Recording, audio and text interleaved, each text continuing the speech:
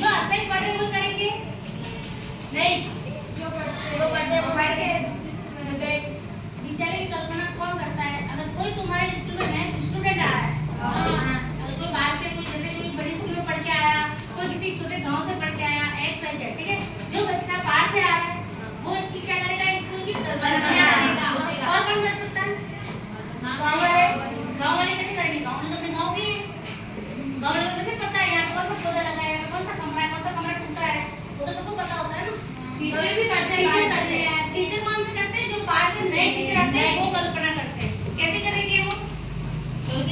जैसे कल्पना का मतलब कि मतलब जो स्कूल में आने से पहले जो सोचता है कि किसी टीचर का यहाँ ट्रांसफर हो गया या कोई टीचर यहाँ पर नया आया, उसकी नई यहाँ पर पोस्टिंग होगी, तो वो आने से पहले क्या सोचेगा? माध्यमिक स्कूल कैसे होगी, क्या पता बहुत अच्छी होगी, बहुत ऐसे भी हो सकते हैं बहुत अच्छी होगी, उसकी कल्पना कितनी अच्छी होगी। और किसने सोचा क्या पता वो वहाँ पे कैसे होंगे, बच्चे कैसे होंगे, शायद बच्चे ढंग से आते नहीं होंगे या हो सकता है बच्चे अच्छे भी होंगे, बहुत से बदतमीजी बच्चे होते हैं ना। जैसा मेरे साथी में है जो बच्चे ऐसे ही है जिनको मैंने तो भी तो बराबर कर दिया, बाकी बहुत से बच्चे हैं दो बच्चे ऐसे हैं और जिनको बदतमीजी करते हैं, उनको तमीज नहीं है। जैसे टीचर हमारा क्लास के अंदर भी आते हैं तो तुम्हारा सबसे पहले क्या फर्ज होता है? चाहे टीचर हो या कोई बाहर से कोई भी आता हो विजिट पे, सबसे पहले तुम्हारा क्या फर्ज है?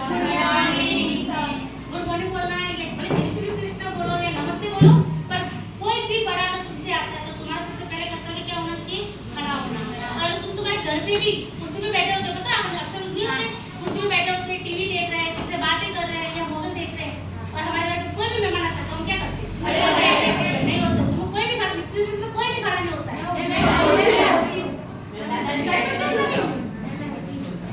संस्कारी बच्चे हो, क्या बात है, तो बहुत अच्छी बात है।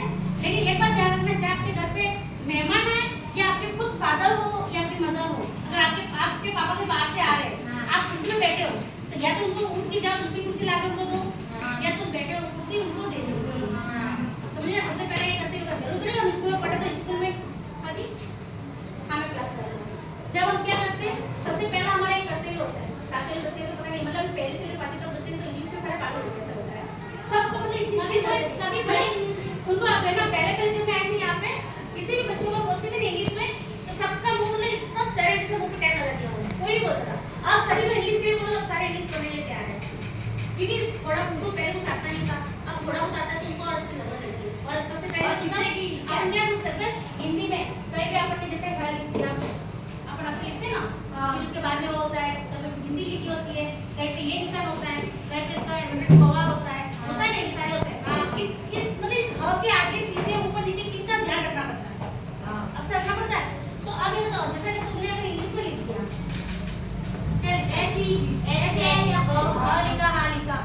इस पे ना तो किसी की झंझट है, ना ऊपर बिंदी लगाना है, ना साइड पे लगाना है, ना आगे ना पीछे, सीधा अक्षर बना दिए। अब ये बताओ दोनों में इजी कौन सी विषय? इंग्लिश की। लेकिन इंग्लिश की इजी कब होगी? जब हमें खुद को पढ़ना है। जब ये तुम पढ़ना सीख जाओगे ना तो तुम्हारे कहीं में बोल देंगे यहाँ पे लिखना है तो तुम्हारा हाथ हिंदी में कभी नहीं जाएगा, सीधा इंग्लिश अक्षर पे जाएगा। कि तुमने इंग्लिश में शॉर्ट में लिख दिया या फुल फॉर्म में लिख दिया तो क्या लिखोगे? तुम इंग्लिश लिखोगे। लेकिन इंग्लिश लिखने के लिए इसकी चार्ट कब होती है? जब अपन हिंदी और इंग्लिश दोनों में डिफरेंस होता है कि सबसे ज्यादा कठिन होती है हिंदी, सभी विषयों में से सबसे ज्यादा कठिन होती है हिंदी। हिंदी इसलिए कठिन होती है उसमें विराम शब्द, पूर्ण शब्द उनके और स्टॉप वगैरह सारे उसके अंदर नॉलेज रखना पड़ता है।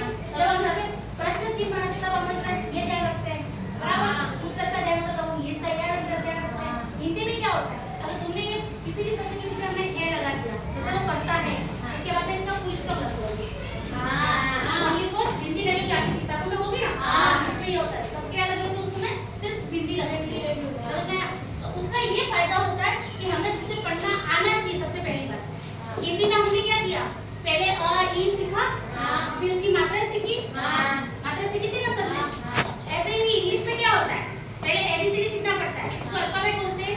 उसके बाद हम क्या सीखेंगे? मात्रा सीखते हैं। मात्रा में भी होता है, जैसे कि हमने ये अ लिखा, अ का क्या आ गया? ए। और ये क्या लिखा? आ। Double A. अब डबल ए क्यों आया इसका? क्योंकि मात्रा है। तो इसके अंदर भी ये होता है, सारी मात्राओं की मात्रा की अगर हमने मीनिंग याद कर ली तो हमारे लिए मतलब इंग्लिश पढ़ना बहुत बड़ी बात है। नॉर्मल इंग्लिश को भी पढ़ लेगा, कब पढ़ेगा? उसको मात्रा याद हो और कौन सा साउंड कहाँ पे निकलता है समझ में। एक तो हम क्या पढ़ते हैं एस, मतलब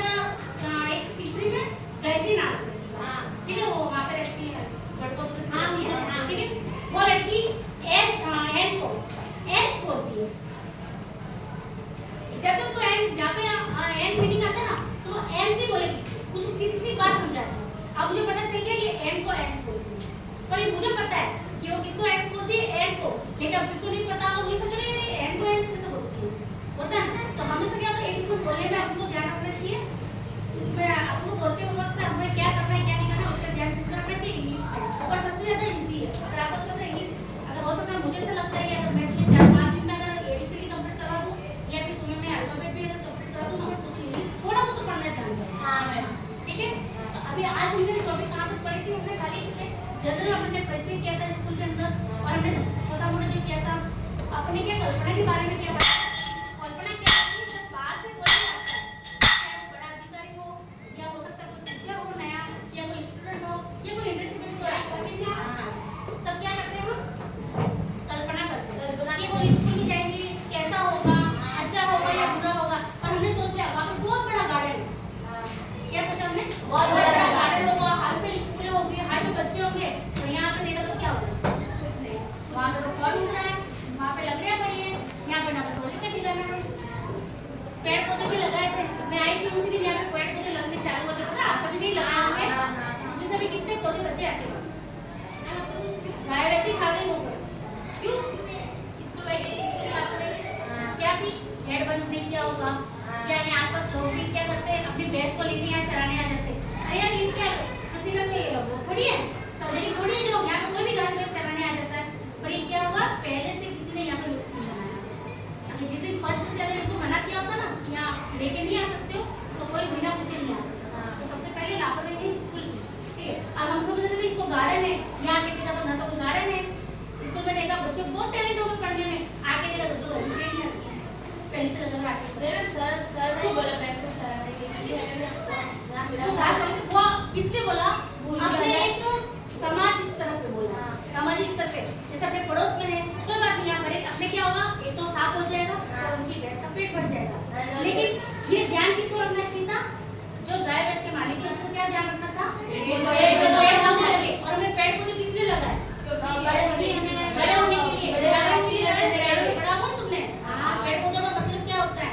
ये कोरोना आया था, सबको ऑक्सीजन की प्रॉब्लम है, आज भी हमारे क्लास में भी ऐसे बच्चे होंगे जिनको ऑक्सीजन की प्रॉब्लम होती होगी, सांस लेने में दिक्कत आती है, ज्यादा चलेगा तो क्या करेगा वो, सांस लेने में दिक्कत आती है, क्यों होती है, पेड़ पौधे की कमी से होती है। तो इसके लिए क्या करना चाहिए, पेड़ पौधे लगाएंगे। अगर एक बच्चा एक पौधा लगाएगा तो एक पूरी स्कूल में तुम कितने बच्चे, 50 कितनी हरियाली होगी नहीं।